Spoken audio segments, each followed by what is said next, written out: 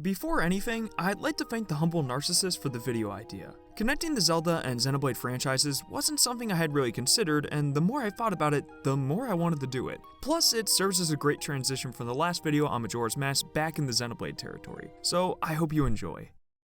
2017 was one of the greatest years in the history of video games. The Nintendo Switch was revealed in January and released shortly after in March, which certainly helped to define the year, but the non-stop flow of games was a key to the year's success. I didn't get to play all of 2017's titles, but that wide catalog didn't make it any easier. Splatoon 2, Nioh, Nier Automata, Cuphead, Persona 5, Resident Evil 7, Super Mario Odyssey, Sonic freaking Mania. The list keeps going, by the way. When everything is said and done, there were two titles that served not only as my two favorite games of 2017, but some of the best experiences I've had in a while. The Legend of Zelda Breath of the Wild and Xenoblade Chronicles 2. The Zelda and Xeno series of games started with pretty different roots with the genre, platform, and general style. Yet the two series have become shockingly similar in some respects, as the Zelda series has evolved in the last decade, and the Xeno games have found their home on Nintendo's consoles in 2007 with the acquisition of Monolith, the Xeno series' developer. During the later half of 2011, Skyward Sword was released as a baby step of sorts to leaning off of the usual Zelda formula with the implementation of a collectible and upgrade system, stamina meter, and... oh lord. While fan sentiments on this title are quite diverse to put it lightly, Skyward Sword was praised for its characters, art style, and story, that last trait being something that the Xenoblade titles are well known for. During Skyward Sword's development, Monolith assisted with areas like field layouts and some of the game's dialogue. The actual extent to which they contributed is unknown, but it was a path to a much larger role with 2017's Breath of the Wild. Much like the Wii U was a stepping stone in handheld console play for the Switch, Skyward Sword felt like the testing phase before fully committing to the newer open world style, and a lot of that is thanks to Monolith. According to Aonuma, for Breath of the Wild, we've been assisted by level designers used to large game areas in order to make topographic arrangements. So the Zelda team got some of the masters of large-scale environments to lend assistance in their ambitious endeavor, and yeah, I'd say it worked out. At first glance, Breath of the Wild and Xenoblade 2 seem incredibly different, but the amount of similarities that exist in terms of general gameplay and story setup is actually astonishing. Beyond the developers, the two franchises have connections through their joint integration into the Super Smash Bros. Franchise, and Rex's Salvager costume as free content added to Breath of the Wild. So with this video, I wanted to shed some light on some of the ways that these two titans of the Switch share their concepts and might have more in common than you'd believe. Let's start with some of the gameplay mechanics. Xenoblade Chronicles 2 and Breath of the Wild feature younger men that travel a diverse world and primarily wield a sword along with several other weapon classes. Xenoblade 2 has a map system similar to the first game where the map will need to be revealed via exploration, and new locations, landmarks, and fast travel spots will be unlocked as a result. This map system is incredibly helpful for finding collectibles, getting around quickly, and surveying the region for new areas to investigate. You can even spot helpful places such as salvage points and heart-to-hearts, along with tweaking which of these icons you want to display. Breath of the Wild doesn't have the customizable icons, but it displays Korok seeds, shrines, and towers as quick travel points and stables. The two greatest aspects of Breath of the Wild's map are the in-depth level of detail and tracking system.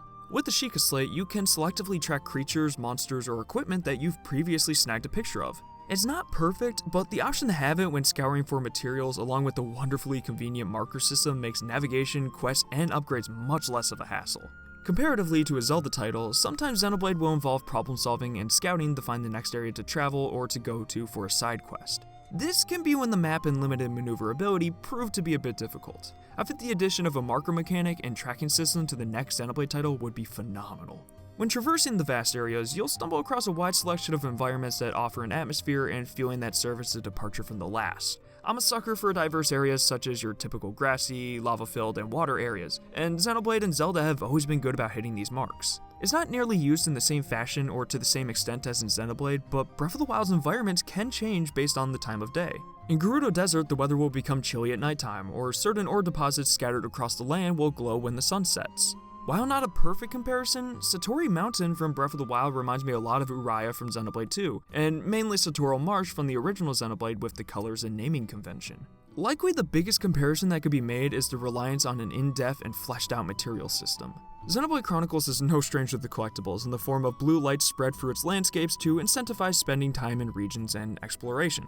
The Zelda series saw materials play a greater role in the series with Skyward Sword system, where the physical material could be seen on the overworld and items, shields, and potions could be upgraded for better products. The system is then further implemented into Breath of the Wild, which has an immense catalog of collectibles ranging from materials, armors, weapons, shields, and food. This was one of the biggest drawing points to Breath of the Wild, and I remember people becoming worried that series mainstays like rupees or hearts wouldn't be returning.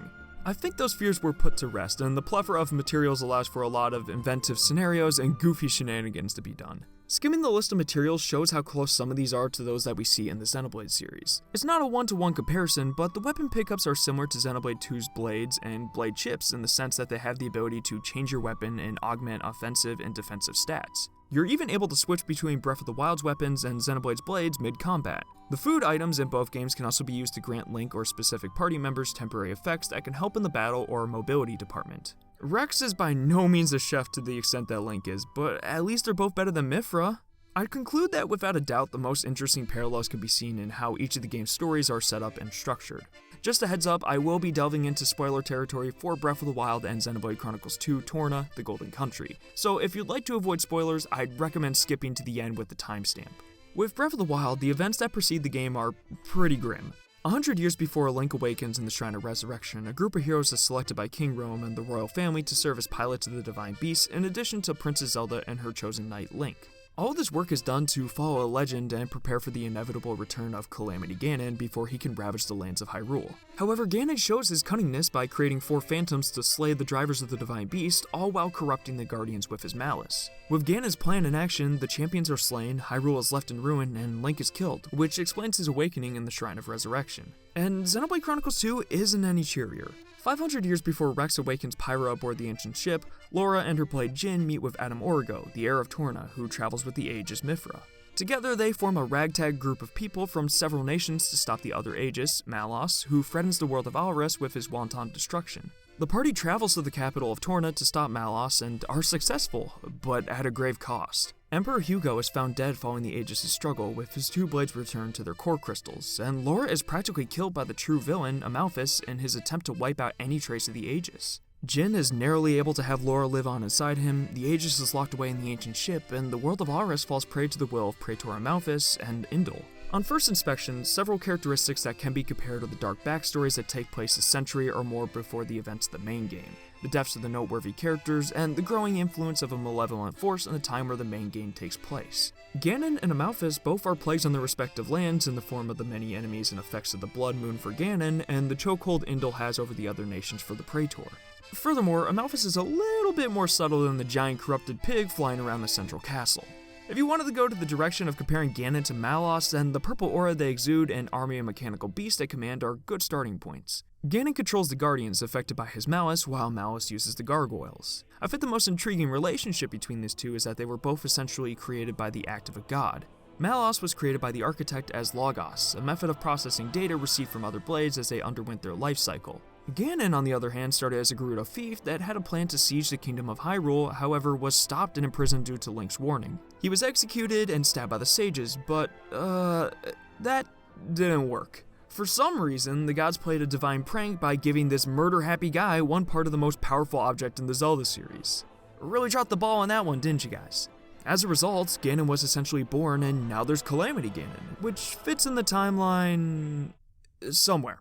These villains were born for different reasons, but are still linked onto that connection to a deity. One of the most interesting correlations is Link and Laura due to their role in the events of the past. Link and Laura take on the role of the main protagonists for the stories and act as knights for the kingdoms they serve due to their heroism and feats. We even get to witness both of their knighting ceremonies where they receive their accolades, which is a good way to show their rise and a recognition of their skills. At the end of Breath of the Wild's preceding events in Torna, both heroes are fatally wounded or outright killed in an attempt to protect somebody. Breath of the Wild sees Link fighting off a countless swarm of guardians in the fields of Hyrule to protect Zelda before succumbing to his wounds. And Xenoblade 2 has Laura fleeing from the Indoline forces in the forest of Spezia until she turns in an attempt to stop the madness that ensues. Before dying, Link and Laura share a final moment in the arms of the person they care most for. When all hope seems lost, they are both kept alive due to a form of preservation. Breath of the Wild's solution was to place Link in the Shrine of Resurrection, and Xenoblade 2's was to freeze Laura's body aboard the Tornan warship. Link is fully revived, but Laura only lives on through the memory of Torna's members and Jin's visions, a sobering and ultimately sad reminder. But if we were to say that Laura truly lives on inside Jin, then it's comforting to know that Link and Laura accomplished their goal of defeating the deep-seated evil of Hyrule and Alres respectively.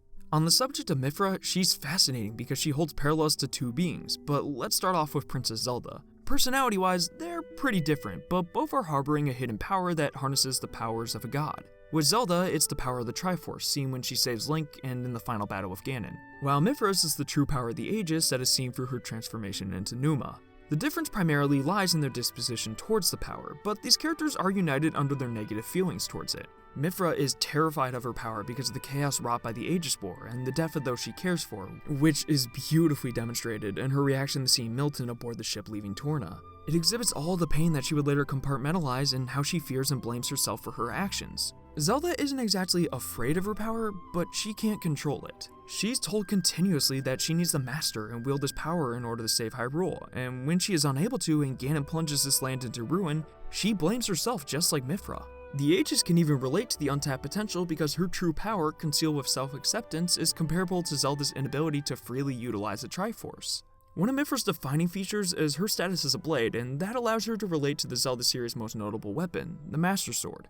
Both blades were created by a deity and have the potential to grow and evolve as seen with Numa's power eclipsing Pyra and Mythra's, as well as the Master Sword, which was transformed from the Goddess Sword in Skyward Sword, or can be awakened in Breath of the Wild. Both weapons are also personified or inhabited by a spirit that takes the form of a woman, being the Aegis Trio and Phi. The biggest difference between them is that one is a tragic hero that is challenged by issues of identity, self-acceptance, and a world that denies her, while the other struggles with the imminent threat of depleted batteries. On a serious note, I love how Phi is integrated into Breath of the Wild and how she shows a caring, unspoken relationship with the spirit of the hero's chosen successor.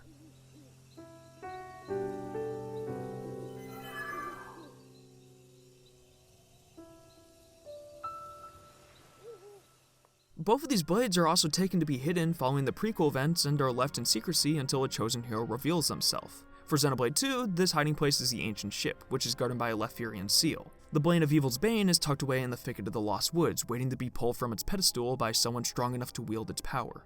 I think legendary swords are cool enough, but it's awesome to see how both of these blades are fully integrated with their Fable status and having varying levels of actual personality and depth to them. Although it's a minor role, amnesia plays a part in both of these titles, albeit a larger purpose in Breath of the Wild. Link wakes up to practically no memory of any of these events that happened before his death, and there's a whole line of unlockable memories to illustrate to Link and the player of what exactly happened. In Xenoblade 2, blades that are returned to their core crystal lose any memories of their past lives, and we see that happen in Hugo's blades, Bridget and Aegeon. Usually there's no way a blade can recover memories in the manner it's achieved in Breath of the Wild, but Bridget actually keeps a diary of events from previous resonances. A really clever method of circumventing fate that isn't perfect, but beneficial in relearning your past. And finally, these titles include a commemorative photo in the past that shows the heroes assembled before moving on to engage in the final battle. Breath of the Wild goes for a goofier approach with the final shot in comparison to Torna's, where it does a great job of painting the heroic status of these characters.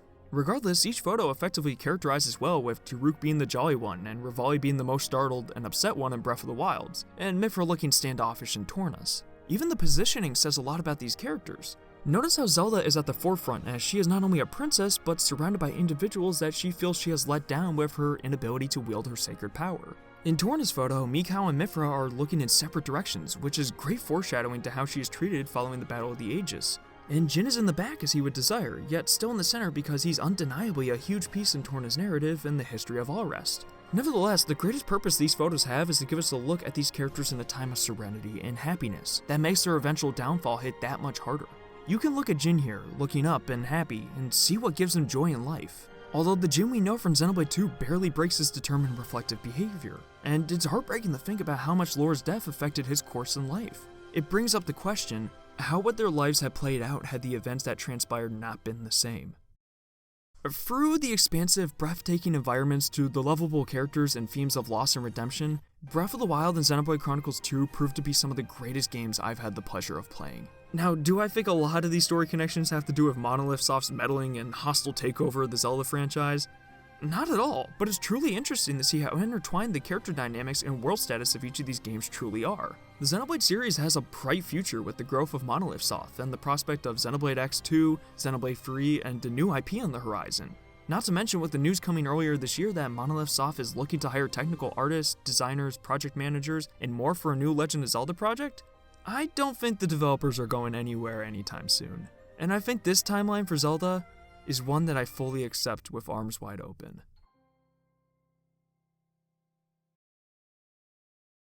Hey there everybody, I just wanted to say thank you so much as usual for watching the video, and I really do hope you enjoyed. If you did enjoy the video, it would really mean a lot to me if you did click the like button and subscribe, as it really does help out the channel and really that helps this community grow. I want to give a shout out to the Humble Narcissist again for the video idea. When I saw it, this is something that like really hit me, and a bunch of ideas were coming at me for how we can potentially connect these two ideas, and I think it was a lot of fun to work on. If you notice that the style of this video is a bit different, it's a bit shorter, you know, there's no really chapter segment split ups, I wanted to try and play around with the formula and see what maybe works, what doesn't. If you have any feedback, or if you say, well, I actually prefer this style, or I prefer what you did with that in the past, let me know, as it really does help to kind of structure the content from here on out. Now, as for other video suggestions I've received in the past, I'm actually on the final stretch of Xenoblade Chronicles X. I'm almost done. I just want to make sure that I finish the last 2 missions and check out some of the other things that I want to,